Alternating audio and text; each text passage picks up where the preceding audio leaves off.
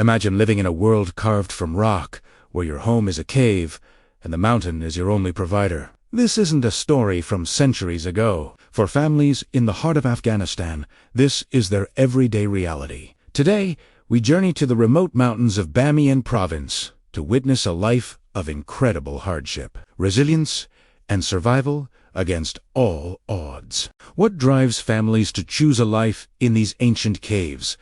And how do they find hope in a place the modern world seems to have forgotten? We're high in the central highlands of Afghanistan, a region of breathtaking beauty and stark poverty. Here, nestled into the cliffs, are the cave dwellings that have been home to generations. These aren't just shelters, they are communities.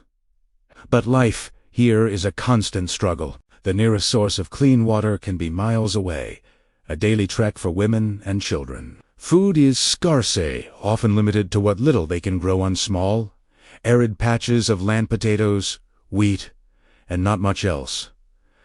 Let's meet Fatima and her family. She lives in a two-room cave with her husband and 5 children. The walls are blackened by the smoke from their small cooking fire, which is also their only source of heat against the biting mountain cold. There's no electricity, no running water, no sanitation. When winter arrives, snow cuts them off from the rest of the world for months. Temperatures plummet far below freezing, and survival becomes a minute-by-minute challenge. Fatima tells us that sometimes all they have to eat is bread and tea for weeks on end. Her children have never seen a school or a doctor.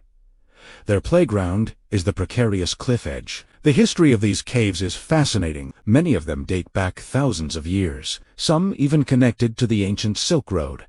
They were once used by Buddhist monks for meditation, long before the famous Buddhas of Bamiyan were carved. After a history of conflict and displacement, families began moving back into these caves, not out of choice, but out of desperation. For many, it was the only shelter they could find after losing their homes and livelihoods. It's a return to an ancient way of life.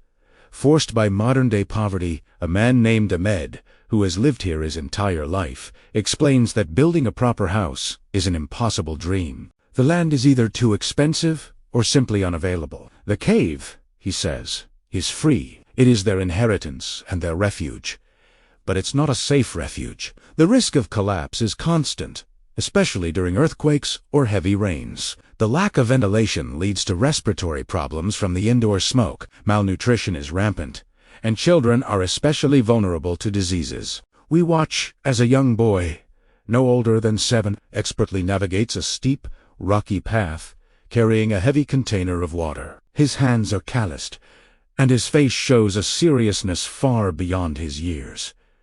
This is the reality of childhood here. There's no time for play when every moment is dedicated to survival. The parents carry a heavy emotional burden, knowing they can't provide the future they dream of for their children. Despite these overwhelming challenges, the spirit of the people here is unbreakable. We witness incredible moments of community and generosity. Neighbors share what little food they have. They gather to help each other reinforce their cave homes with mud and straw. There's a powerful sense of solidarity, born from shared hardship. They find joy in simple things. A shared meal, a story told around the fire, the laughter of children echoing through the valleys.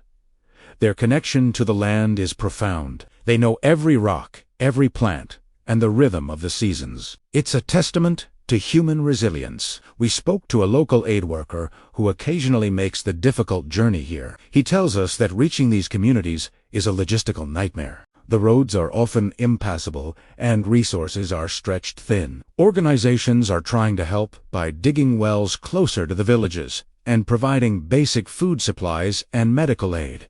But the need is overwhelming. The long-term solution, he says, is economic development, creating jobs and opportunities so that people are no longer forced to live in such precarious conditions. But that requires stability and investment, things that are in short supply. The children are the heart of this story. They are bright and full of curiosity, yet their potential is capped by their circumstances. We meet a young girl named Zara. She dreams of becoming a teacher. She practices writing in the dust with a stick, mimicking a classroom she's only ever heard about.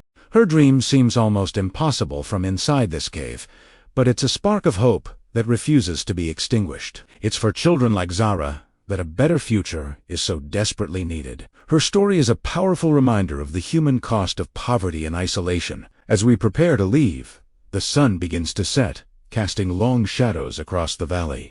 The mountains glow in hues of orange and purple. From the outside, it's a scene of serene, almost magical beauty. But for the families here, nightfall brings the cold and the dark, and another long wait for the sun to rise. Their lives are a paradox of breathtaking landscapes and grinding poverty. They are not living in the past. They are trapped in the present, struggling for a foothold in a world that is moving on without them. What can be done?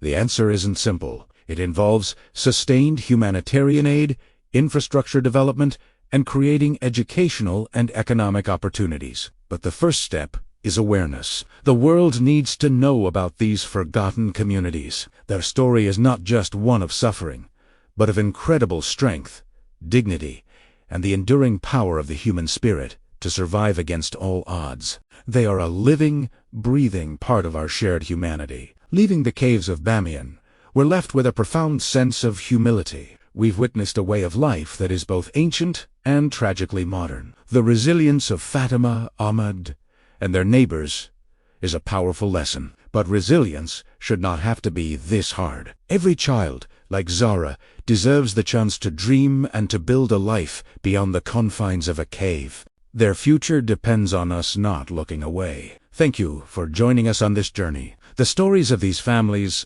deserve to be heard. If this film moved you, please share it, so that more people can understand the reality of life for Afghanistan's most vulnerable. Subscribe for more stories that connect us to the world.